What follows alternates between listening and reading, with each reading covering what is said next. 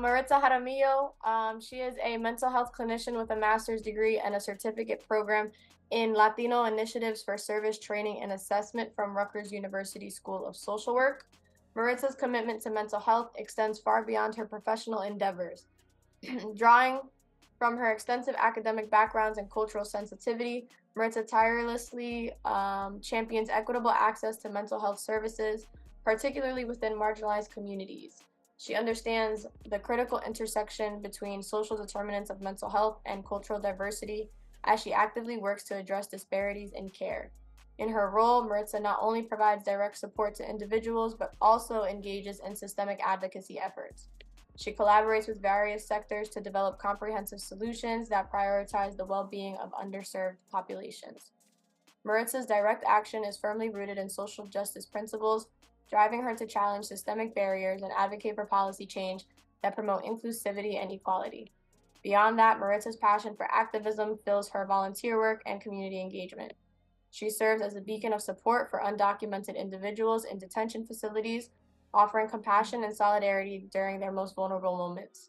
Additionally, Maritza contributes to initiatives aimed at uplifting and empowering communities, furthering her commitment to creating a more just and compassionate society.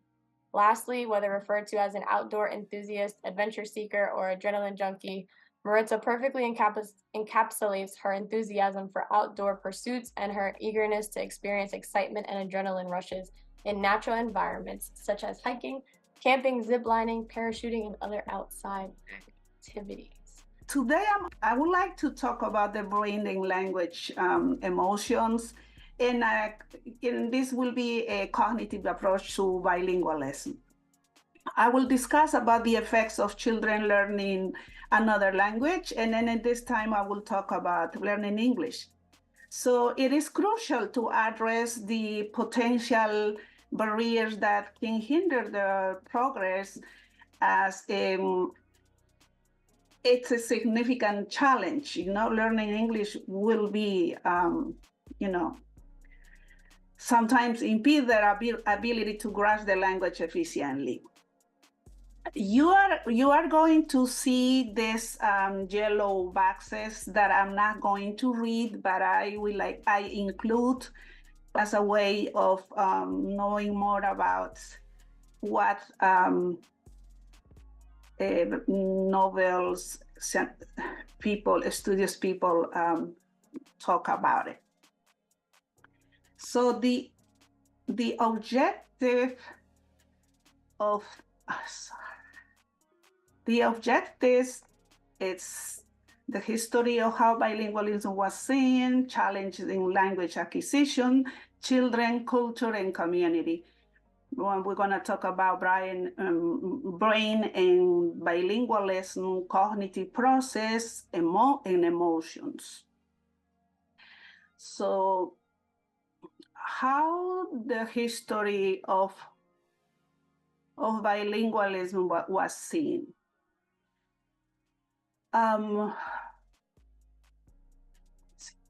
So in 1920s,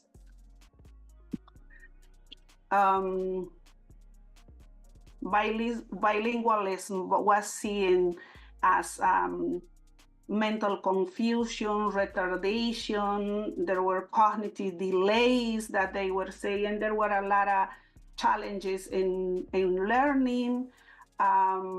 Maritza, can you just turn on your camera real quick? Excuse me? My camera is right there. Hit the slide. You have to can you turn your camera on? The video at the bottom. I am with the camera.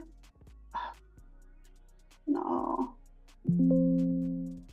It's fine. If you can't figure out, it's fine. Just keep going. Oh, You're okay. Good. You're good. Keep going.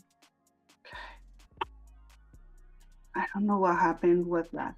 So bilingualism was seen as a disability, right? Which was the source of many delays in academic achievements. I'm not multitasking, and I cannot see some more things. Okay. So I would like to talk a little bit about the statistics about how in the USA, how is the percentage of children who are English learners. The foreign-born population in the United States has grown considerable over the past 50 years in both size and share. And you can see the population. Foreign countries, foreign people, 21.7% of children 0 to 5 from foreign parents speak only their native language. Diversity, as of 2021, English learners children 5 to 18 enroll in ESL public elementary and secondary schools by a state of jurisdiction, and are the 10.6% of the population of a student age. Immigration in USA, born children from at least one immigrant parent are a total of 13.5%. As of immigration policy, there are 33.3 million of immigrants in the USA that do not speak English at all.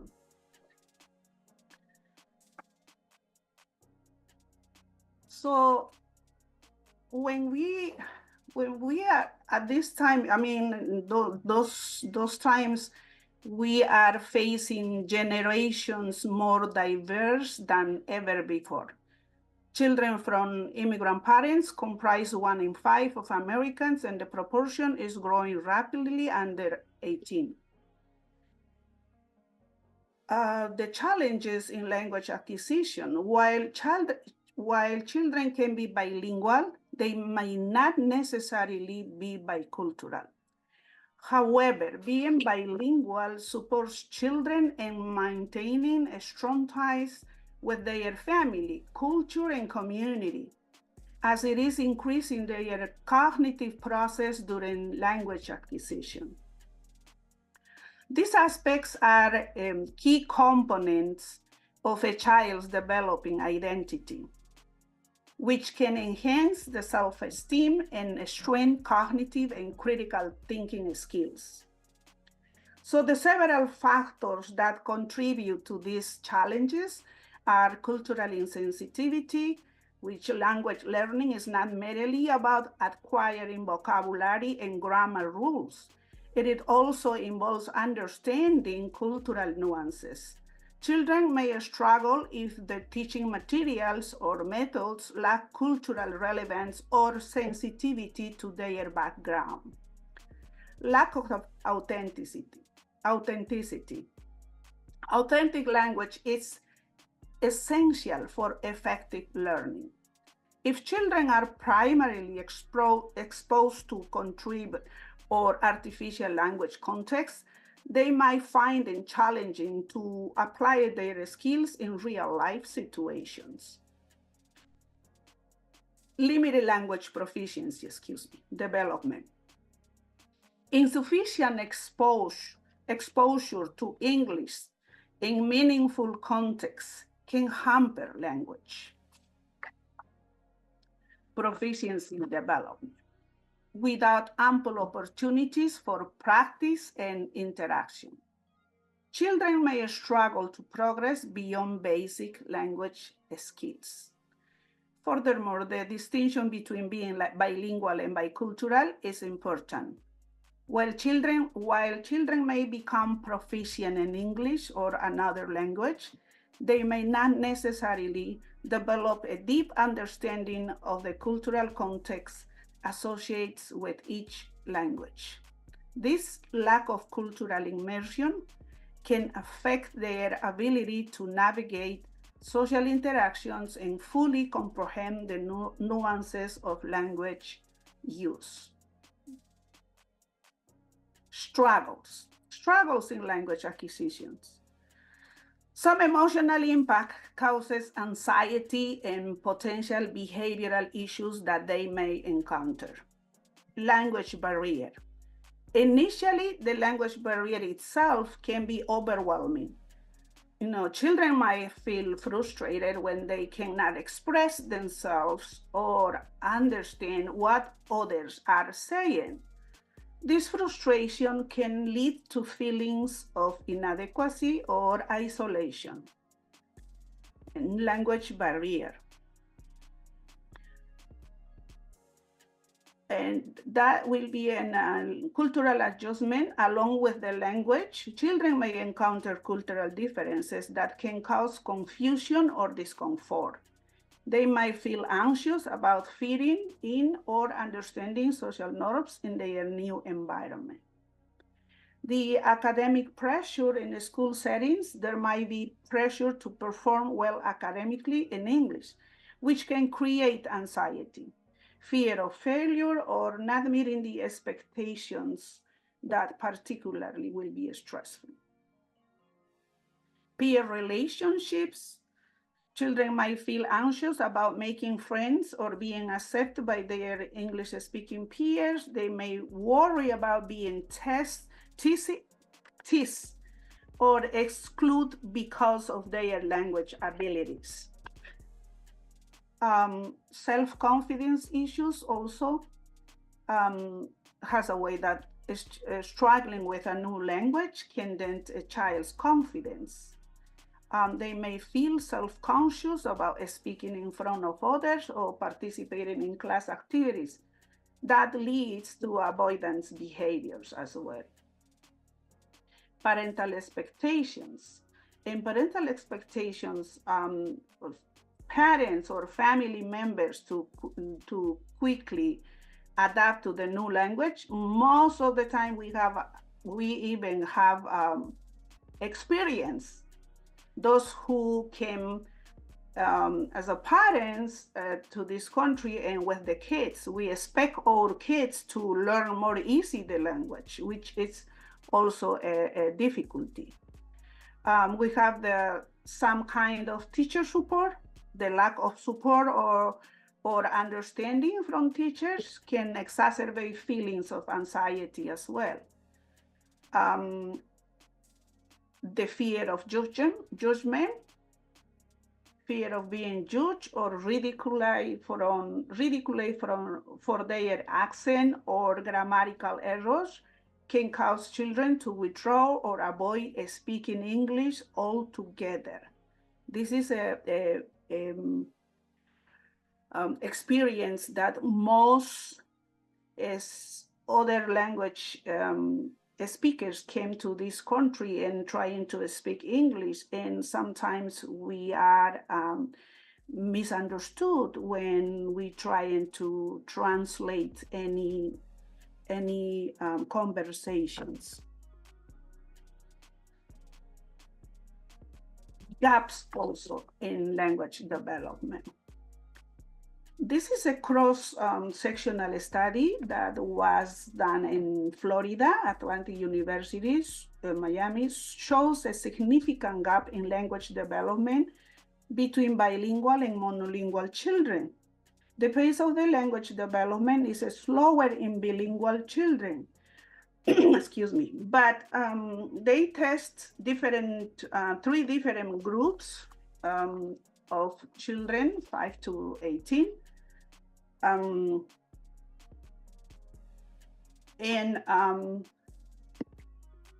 So the one group is one study, it was the native Spanish learning English. The second one is other language learning English. And the third one, it's English only speaking monolinguals. So as you can see, the differences in the first and second study, the bilinguals were like in such difference with the monolinguals. But in the last study, the bilinguals, they catch the level of the monolinguals. So we also trying to speak about the overcoming the nervousness, how the education system is here. So the education system is persistently measuring children's school performance through standardized tests. The performance reading and vocabulary tests as only essential speaking milestones. But the inaccurate test results fall in the chance of being misdiagnosed with a learning disorder, and especially these are higher in bilingual children. Teachers and professionals in the field need to understand the impact they have when suggesting cognitive testing. People trust professionals, and professionals need to be careful with this power. Make sure that what you are suggesting to the parents will truly benefit them in the long term. Misdiagnosis of learning disabilities in bilingual children happens all too often, but we need to restructure and do not generalize all so that factors such as bilingualism aren't confused with actual symptoms. It is possible to be bilingual with a learning disorder, but we need to better differentiate side effects of bilingualism with actual symptoms and provide help for those who truly need. So I have this video about every human being has differences in learning, as we are different and have different capacities for learning new things. So our brain is a complex neural network. So the attention and memory could be considered part of general cognitive process as rooted within executive brain function, or linked to learning competencies as language express or comprehend language brain functions. The mind and brain process, it's the mental effort translates into the other areas of people's life. It opens their mind to greater opportunities, preparing them for possible challenges. Being bilingual significantly improves brain function, learning simultaneously and sequential brain behavior and their relationship. To develop a new language, our mind requires the different parts of the brain inside us. Process the visual input that we recognize the object, then we convert into a semantic concept to figure out the abstract representation of what you see so that you pick the context matching word to finally articulate the phoneme. And if one doesn't work properly, well, then regrettably, some teachers see this as a struggles or see as a signs of inability to learn a new language. How do we see the bilingualism and cognitive functions? Is bilingualism good for the brain? Yes, bilingualism is good for the brain, because when children learn a new language, they are building new networks. But when people learn a language later in life, they must modify the existing networks and make more connections. Because learning a new language later in life can be challenging, but the benefits can also be grateful. How can bilingualism be beneficial?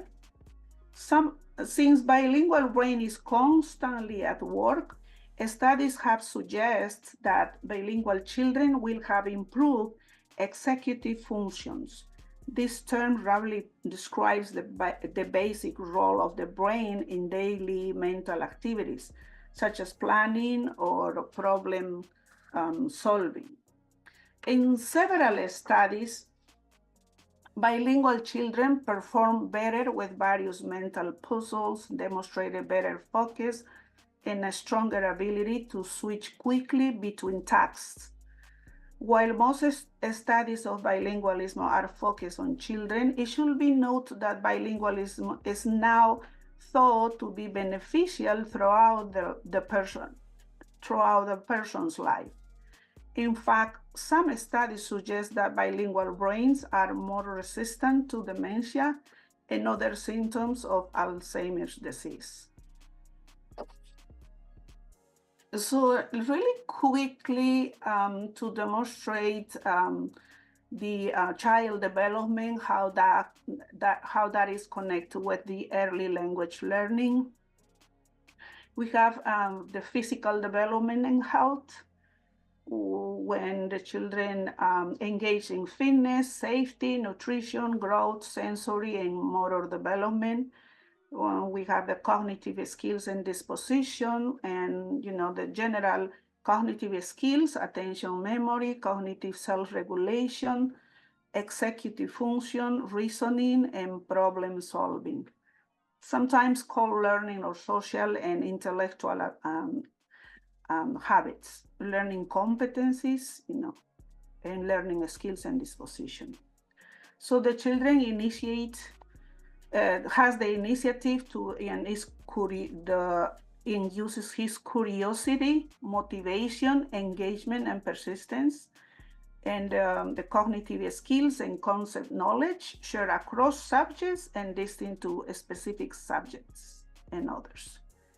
And the socio-emotional development, it's emotion regulation, relational security, capacities for empathy, and relatedness, socio-emotional well-being, and mental health. So how the cognitive process and emotions. There are behavioral issues and emotional impacts, behavioral issues, and anxiety. Withdrawal for reluctance to participate in class activities, disruptive behavior as a coping mechanism for stress, difficulty concentrating or staying focused on class, increased irritability or mood swings, physical symptoms such as headaches or stomach aches due to stress, avoidance of social situations where English is speaking. Addressing these emotional impacts and behavioral issues, it requires a supportive environment that acknowledges the challenges of learning a new language and provides resources and assistance to help children succeed. The strategies such as ESL, support culturally sensitive teaching methods, peer support programs, and counseling services can all be beneficial in helping native-speaking children navigate the transition to learning English.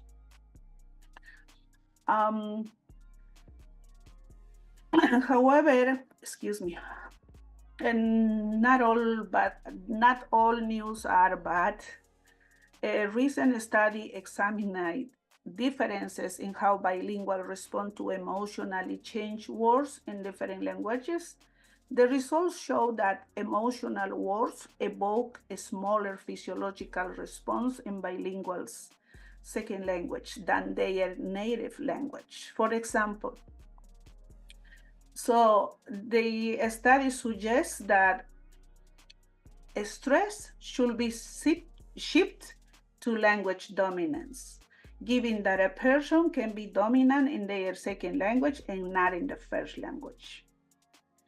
Bilinguals may have a larger set of emotions such as feelings, words, and concepts, which could indicate emotional conflict and a better ability to interpret the emotions of others.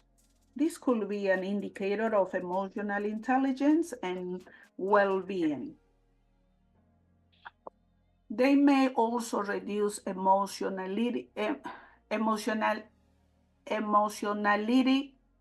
in decision-making tasks and regulate negative emotions to make rational choices. Bilingualism also supports children in maintaining strong ties with their family, culture, and community, which are key parts of a child's developing identity.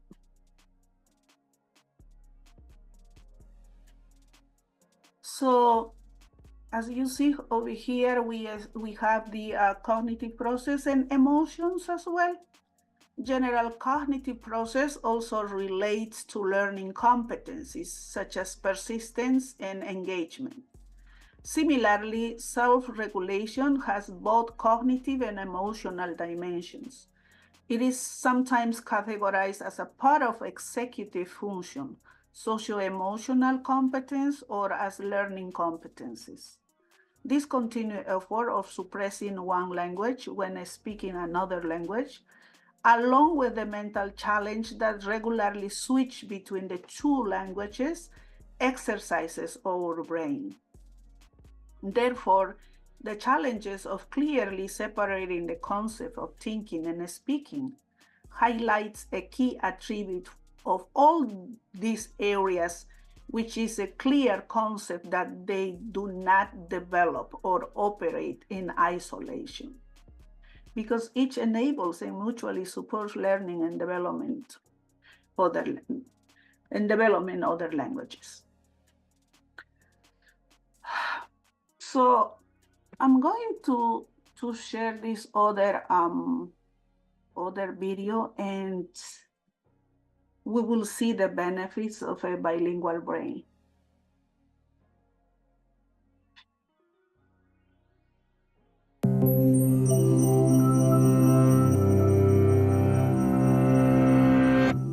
Hablas español? Parlez-vous français? 你会说中文吗?